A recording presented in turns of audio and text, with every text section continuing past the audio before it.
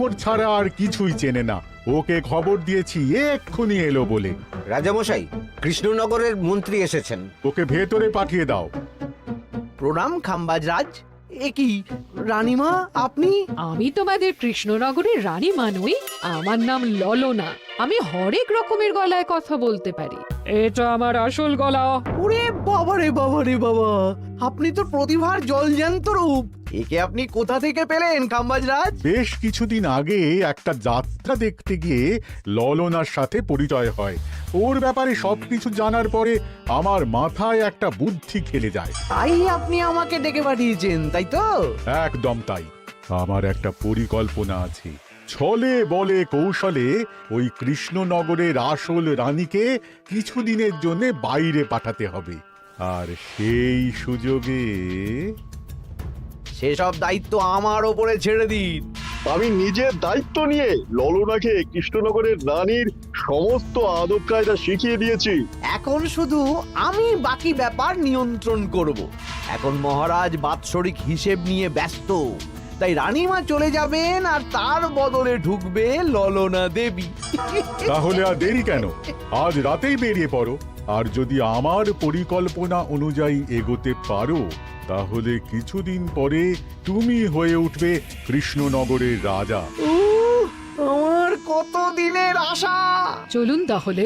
হ্যাঁ চলুন, রাজবাড়ির বাকি ব্যাপার যেতে যেতে বুঝিয়ে দেব।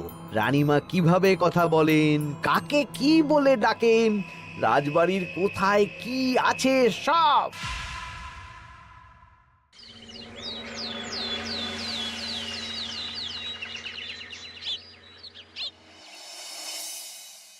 কি গো গিন্নি, জ্বরটা নেমেছে? এই জ্বরটা কমেছে, কিন্তু শরীরটা খুব দুর্বল গো। তুমি পারলে ভাতটা রান্না করে রাজবাড়ি যাও। আমি বেলার দিকে এই কিছু একটা তরকারি করব। না না গিন্নি, তোমাকে এই শরীরে রান্না করতে হবে না। আমি তরকারির সবজি কুটে রাখছি। হ্যাঁ, ওই পুটির মাকে বলে রাখবো, ও এসে রান্না করে দেবে। তাহলে তো ভালোই হয়। জ্বরে একেবারে শরীরটা দুর্বল করে দিয়েছে গো। হ্যাঁ, তুমি বিশ্রাম নাও গিন্নি, আমি রান্নাঘরে যাই। কি গোপাল আজকে এখনো এলো না? ও কোনোদিন সময় এসেছে মহারাজ? ওকে তাড়িয়ে আপনি একটা কাককে রাজসভায় রাখলেও সে সময়ে আসবে। আসলে গোপালের গিন্নির খুব জ্বর, আমি দেখে এসেছি।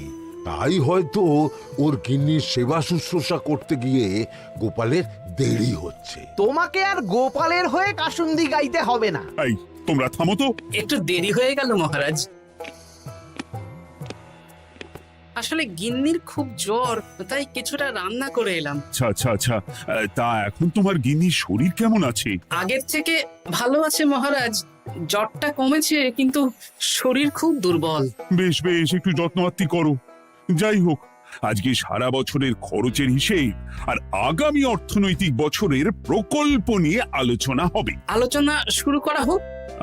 বিগত অর্থনৈতিক বছরে বিভিন্ন খাতে মোট খরচ হয়েছে 15,700 মোহর, আর বিভিন্ন কর বাবদ উপার্জন হয়েছে 22,000 মোহর। তাহলে তো মহারাজ ভালোই লাভ হয়েছে। এবার আমাদের দিকে একটু নয়ন মেলে তাকালেই হয়। সেসব তো দেখবই, কিন্তু তার আগে আমি মন্ত্রীর সাথে বিগত বছরের সব খরচ নিয়ে হিসেবে বসবো। হ্যাঁ, বেশিরভাগ দায়িত্ব তো মন্ত্রীমশাইয়ের কাঁধেই থাকে, তাই উনি কোনো হিসেবে জল দিয়েছেন কিনা সেটাও পরখ করে নেওয়া যাবে।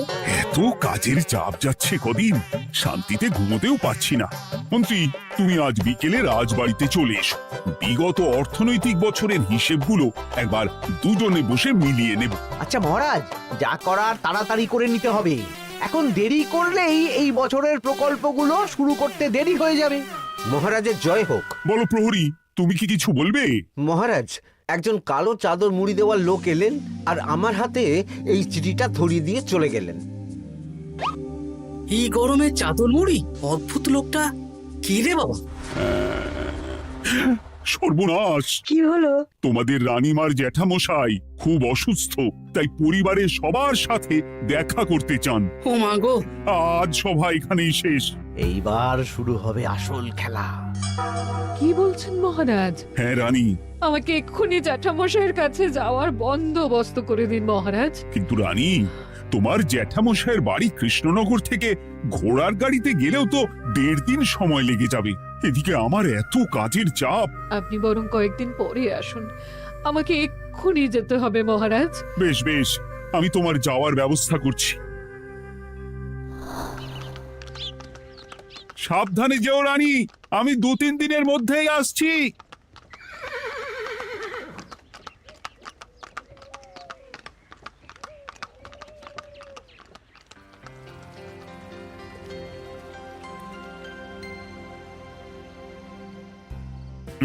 মন্ত্রী, বিগত অর্থনৈতিক বছরে আমাদের পাঠশালার উন্নতির জন্য কত খরচ করা হয়েছিল একটু দেখো তো। সব মিলিয়ে মোট 150 মোহর মহারাজ। কিন্তু আমার এখানে তো 170 মোহর দেখাচ্ছে। 170 মোহর? তা কি করে হয়?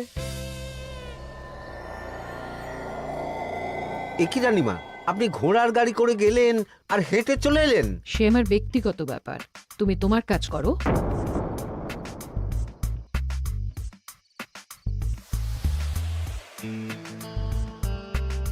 এ কি রানী, তুমি চলে এলে? আমার শরীরটা খুব একটা ভালো লাগছে না মহারাজ, পেটটা কামড়াচ্ছে।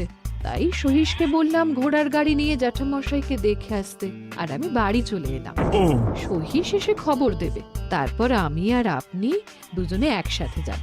বেশ বেশ, ঠিক আছে রানী, তুমি বিশ্রাম নাও। বিশ্রাম না, আমি একটু স্নান ঘরে যাব, পেটটা কেমন মোচড় দিচ্ছে। মহারাজ কিছুই বুঝতে পারেনি, মজা জমবে।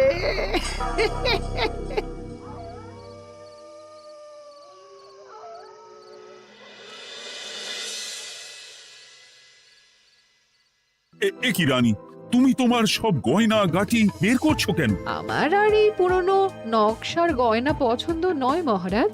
ভাবছি কালকে সকালবেলা এই গয়নাগুলো শ্যাকরাকে দিয়ে শহুরে নকশায় নতুন গয়না বানাবো। কিন্তু এগুলো তো তোমার সবই পছন্দের গয়না। কিন্তু মহারাজ আমি ভেবে দেখলাম এই গয়নাগুলো সবই বড্ড ভারী গয়না।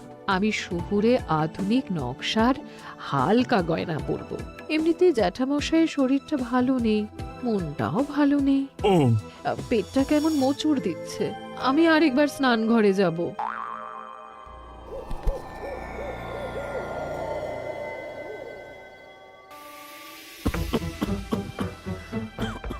ওই তো মন্ত্রী মশাই এসেছে।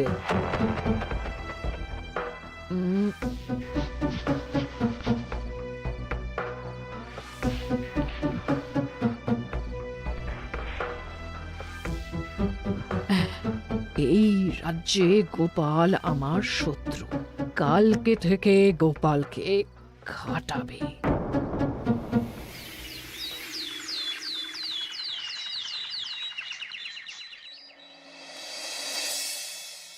হায় হায় হায়, কি হলো রানী, কি হলো? গতকাল রাতে আমার সমস্ত গয়না চুরি হয়ে গেছে। হ্যাঁ? বলো কি প্রহরী? বলুন মহারাজ। গতকাল রাতে রানীর সব গয়না চুরি হয়ে গেছে। তুমি আরেকজনকে নিয়ে এক্ষুনি খোঁজ করা শুরু করো। যথাজ্ঞা মহারাজ।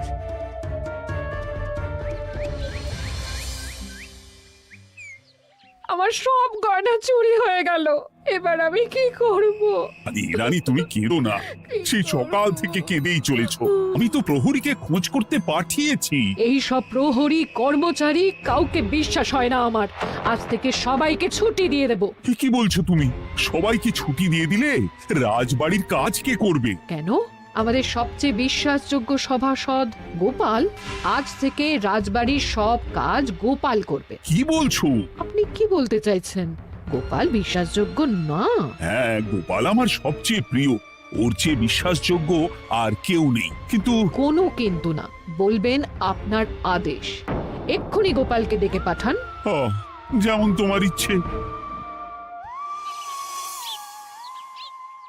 গোপাল, গতকাল রাতে রানীর সব গয়না চুরি হয়ে গেছে, তাও আবার ঘরের ভেতর থেকে। আমি চাই তোমার মতো বিশ্বাসযোগ্য লোকই রাজবাড়ির সমস্ত কাজ করুক। মানেটা ঠিক বুঝতে পারলাম না রানীমা। মানে আমি রাজবাড়ির বেশিরভাগ কর্মচারীকে ছুটি দিয়ে দিচ্ছি, তার বদলে রাজবাড়ির কাজ করবে তুমি। কিন্তু কোনো কিন্তু না। রাজসভার ভাড়ামো অনেক হয়েছে। এবার থেকে তোমার কাজ বাসন মাজা, ঘর মোছা, কাপড় কাচা, পুরো রাজবাড়ি ঝাঁট দিয়ে পরিষ্কার করা। এই সেরেছে। যাও, রান্নাঘর থেকে বাসন নিয়ে পুকুর পাড়ে গিয়ে বাসন মাজবে। এ কি গোপাল, রাজসভা থেকে সোজা পুকুর পাড়ে?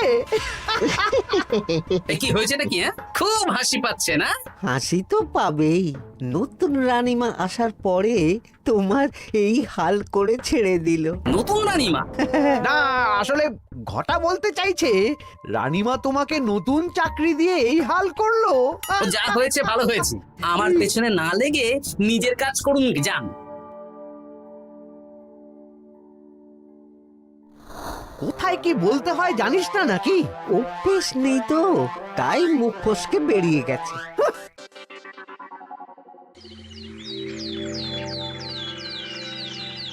রাজ্যে চোরের উপদ্রব বেড়ে গেছে, তাই আমরা কিভাবে চোরের উপদ্রব কমানো যায় সেই নিয়ে আজকে একটা আলোচনা করব। কিন্তু মহারাজ, রাজসভায় এখনো তো সবাই আসেনি। এই তো এসে গেছি। ওই রাজবাড়ির জামা কাপড় কাচ্ছিলাম।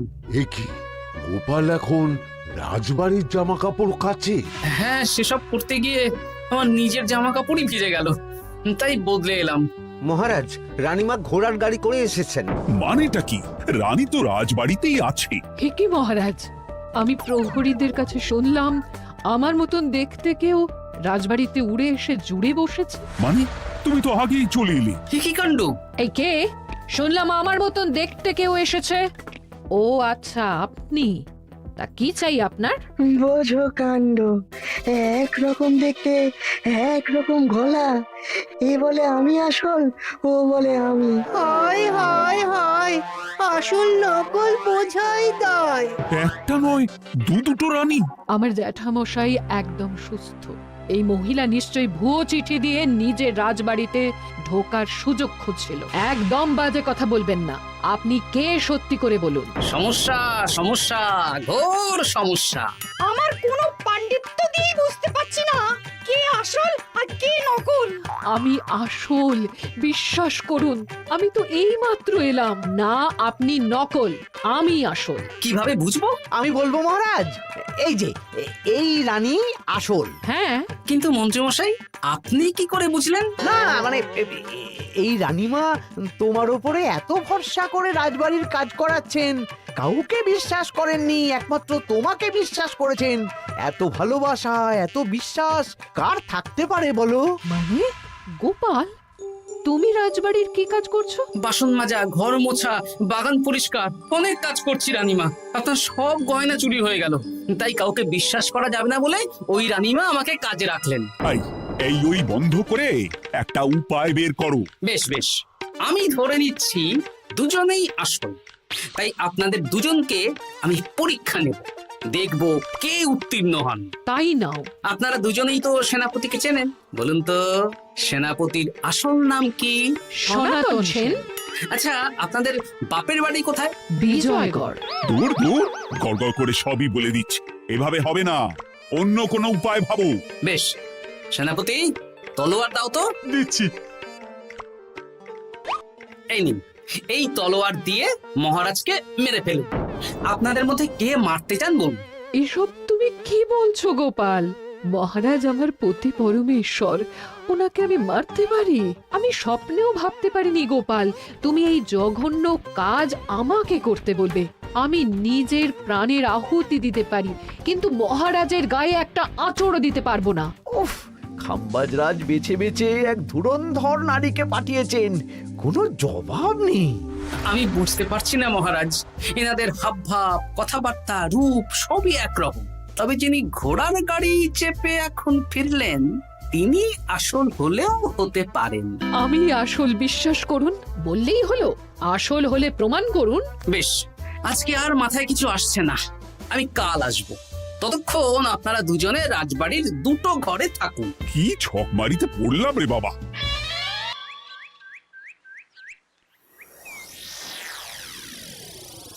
ললনা একদম তৈরি হয়ে এসেছে। দারুণ মজা হচ্ছে বলুন। এবার শুধু একবার আসল রানীকে সরিয়ে ললনা যদি রানী হয়ে যায়, তাহলে রানীর গয়নার মতন সব আমার হাতে চলে আসবে। তারপর কি হবে? তারপর ধীরে ধীরে মহারাজকেও কায়দা করে সরিয়ে দেব, আর খাম্বাজ রাজ আর আমি এই দুজনে মিলে এই রাজ্য চালাবো। ও কি বুদ্ধি আপনার মাথায়।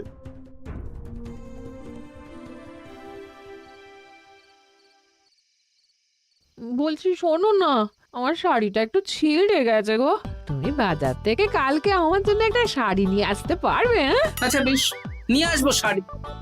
শাড়ি শাড়ি শাড়ি, এই তো মাথায় বুদ্ধি এসেছে। কাল নয়, আজকেই। গোপাল, তুমি কিছু ভাবতে পারলে? মহারাজ, আপনার দুই রানীকে ডাকুন। আমার তো একটাই রানী। ওই হলো মহারাজ, আসল নকল দুজনকেই ডাকুন। কই গো, একটু বাইরে এসো।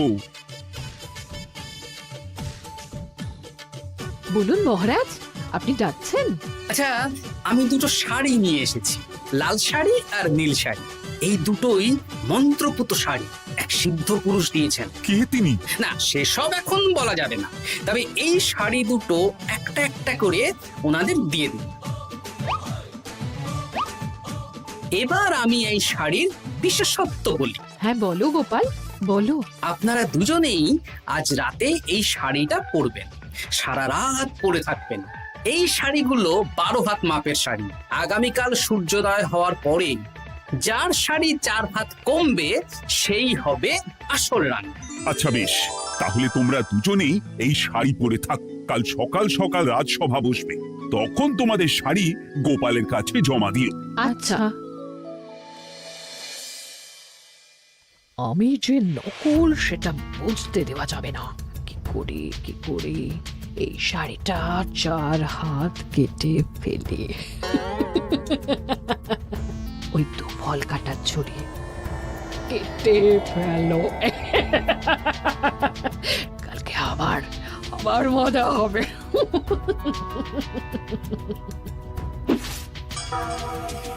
হে ঠাকুর, রক্ষা করো ঠাকুর, আমার শাড়িটা যেন 4 হাত কমে যায়।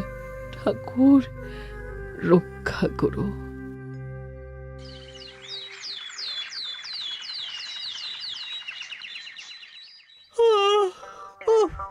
এত সকাল সকাল রাজসভা, দূর, ভালো করে ঘুমটাও হলো না। আমি তো ঘুমোইনি, চিন্তায় ঘুমই আসেনি। কই গো, তোমরা এসো।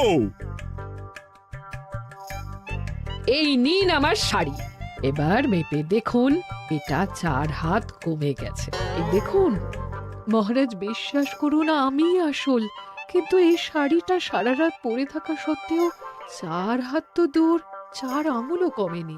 লাল শাড়িটাই ছোট মনে হচ্ছে। তাহলে তুমি আসল? উফ, বাবা, বাঁচা গেল।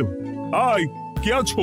এই নকল রানীকে কারাগারে বন্দি করো। দাঁড়ান মহারাজ, বন্দি করতে হলে যার শাড়ি 4 হাত কমে গেছে তাকে বন্দি করুন। কেন? আমার শাড়ি তো 4 হাত কমে গেছে। শর্ত অনুযায়ী যে আসল তার শাড়ি তো 4 হাত কমবে না, আপনি ধরা পড়ে গেছেন নতুন রানীমা। এগুলো কোনো মন্ত্রপুত শাড়ি নয়, এগুলো আমার পরিকল্পনার প্যাচ। আপনি নিশ্চয়ই নিজেকে আসল প্রমাণ করার জন্য শাড়িটা কেটেছেন। না মানে, না না না, তাহলে কমলো কি করে? না মানে হয়ে গেল। সত্যি গোপাল, তোমার বুদ্ধির জবাব নেই। গোপাল, তুমি আমাকে বাঁচালে। এই যে নতুন রানীমা, চুপ করে কেন? ওকে আমি কারাগারে গিয়ে বেত মারছি, তাহলেই সব বলবে। বল, কে তুই বল। আসলে মানে আমার নাম ললনা, আমি যাত্রাপালা করি, অনেক রকম গলায় কথা বলতে পারি। কদিন আগে খাম্বাজ রাজ আর এই মন্ত্রী মশাই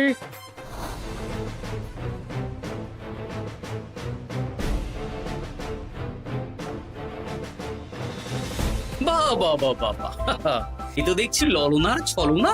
তার মানে রানীমার গয়না? ওগুলো তো সব মন্ত্রীকে দিয়েছে, জানলা দিয়ে কাপড়ে পেঁচিয়ে নামিয়ে দিয়েছি। মন্ত্রী, তোমাকে আমি শুলে চড়াবো। ভুল হয়ে গেছে মহারাজ, আমাকে ক্ষমা করুন। প্রাণে মারবেন না, সব গয়না ফেরত দিয়ে দেবো মহারাজ। তুমি শত্রু রাজ্যের প্ররোচনায় এত বড় ক্ষতি করতে চেয়েছিলে? ক্ষমা করুন মহারাজ, ক্ষমা করুন। সেনাপতি, মন্ত্রীকে 1000 বার বেত্রাঘাত করো। আর এই ললনার কি হবে? আমি অনেক দিন ধরে বাড়িতে একটা কাজ করার লোক খুঁজছি, ওনাকে পাঠিয়ে দিন। আমার গিন্নি শুয়ে বসে থাকবে আর উনি খাটবেন। নয়, হ্যাঁ, ললনার ছলনা ভেস্তে গেল।